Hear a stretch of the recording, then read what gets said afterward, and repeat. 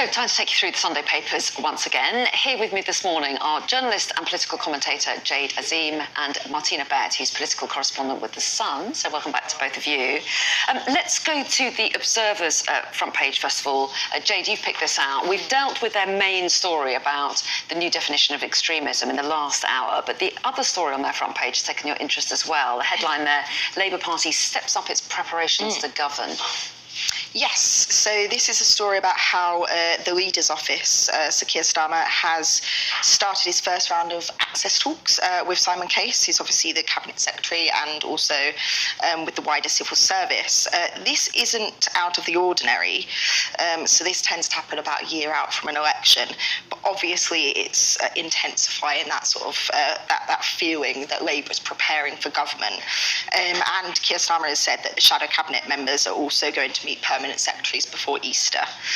So that's obviously accelerating, and again, it feeds into the narrative that they're preparing for government. Well, yes, and yet every government does this, don't they? Yeah, they have absolutely. These access talks where they kind of talk to civil servants, and they're doing it a little bit later than some governments coming in, aren't they? Yeah, I think Gordon Brown in 2009 gave about 13 months, and I think Tony Blair in 97 had something about 15 months. But it really depends on if they know the general election is coming. I think Jeremy Corbyn had about 2 months because the access talks started in October. But, you know, they are highly symbolic. This is nothing, as Jade said, this is nothing out of the ordinary. It happens every time, and it's more to prepare all these people that haven't actually got much experience in government because, you know, they've been out of government for 14 years. So it's really to ramp up their expertise. And we know there were reports in December that actually were saying Labour officials were actually quite worried because they said they weren't prepared for government. So they will be highly beneficial for a lot of them. And the beady-eyed Rachel Reeves, just walking behind you, just been interviewed by Trevor Phillips. You can see that interview at 8:30. She, as she walked past, might say, we haven't won an election yet, we're not jumping to any conclusions, we're not taking anything for granted, no doubt. But obviously those talks will go ahead anyway. Let's move on, though, shall we, to Martina, to the Telegraph, and an article here about Labour's plans for men's mental health, mostly, isn't it? Yeah, I thought it was really interesting. Labour is planning to introduce this new men's health strategy, and it's to address a crisis in masculinity because they point to figures which are quite alarming. They say that men amount to 3/4 of suicide deaths, and it's the biggest killer in men below the age of 50. So really alarming statistics. And they plan to expand services in places that men would go to, such as, you know, stadiums, pubs, and this is something that's actually been championed by the royal family as well. We've seen the Prince of Wales doing similar things. I think the big question about all of this, which is a great idea because we know that there are specific issues that affect men, and they tend to not seek help as opposed to women. You know, there's this idea that the masculinity idea, the social expectations that deters them from seeking help. The question that everyone's asking is, where's the money going to come from? Because we know that they were going to pay for lots of expansions in the National Health Service through the non-dom, but the Tories had a bit of a surprise for them at the last budget. Spent it on tax cuts. Yes. And that actually feeds into the next story, doesn't it, Jay? Because they have now got this question of where they're going to raise the money for their various promises from now that the Tories have stolen those couple of policies. And this next article, which paper is it in? I haven't got it written down here. Oh, it's in the Times, about their green plans as well, where that money might come from. Yeah, so the Times is running a story on how Rachel Reeves is bringing together big businesses to fund the National Wealth Fund, which is basically saying that they need capital expenditure and they need investment from business, from the business community, to help fund some of their plans. That's including the recently abandoned 28 billion.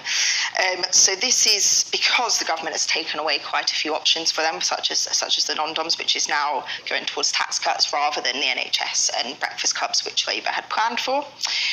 This is also being led partly by Labour's growing business relations teams. They've been expanding HQ's sort of outreach to big business for quite a while now. So they are really ramping up their sort of flirtation with big business in order to fund some of their quite ambitious plans. Yeah, and they know they're going to be questioned very closely about how they fund any kind of promise, because the Tories always want to make capital out of that, don't they? Let's move on, shall we? Because there are a couple of other stories we're going to try and squeeze in. The Sun, Martina, covers the interesting development yesterday where a couple of ministers came forward to criticise their own government. And it's because at the budget last week, Jeremy Hunt said that return to defence spending to 2.5% of GDP will return when economic conditions allow, basically when the economy improves. Now, we've heard from them that the economy has improved because it has allowed them to do some tax cuts, 13 billion of tax cuts. So why have they not increased defence? When we've had Defence Secretary Grant Shapps in the last few months delivering quite, worrying speeches saying that we are in a pre-war period, that the peace dividend era has ended. So those speeches kind of signalled that there would have been an increase in defence. We know that Grant Shapps has called for an increase, and then at the budget there was just one mention.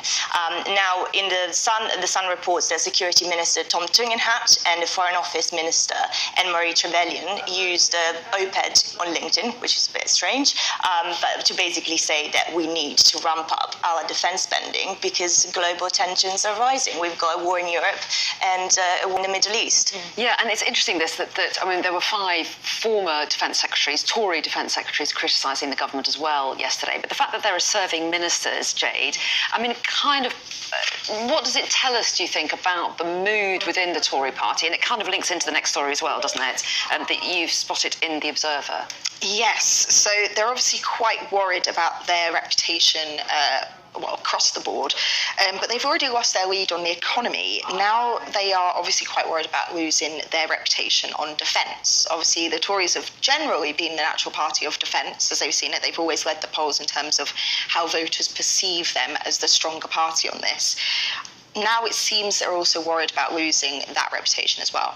Yeah, and the Observer article I was referring to was Tories fear losing half their seats in May's local polls as pre-election budget flop. So there's perhaps that sense that, they're concerned they're going to be out of power, and they're speaking up now to try to do what they can. It feeds into this general disdain. So, the Observer has a poll from Opinion, which says that Labour are leading by 41 to 25. OK, we are actually out of time, but Martina and Jade, thanks so much for joining us this morning and taking us through the papers. Really interesting stuff.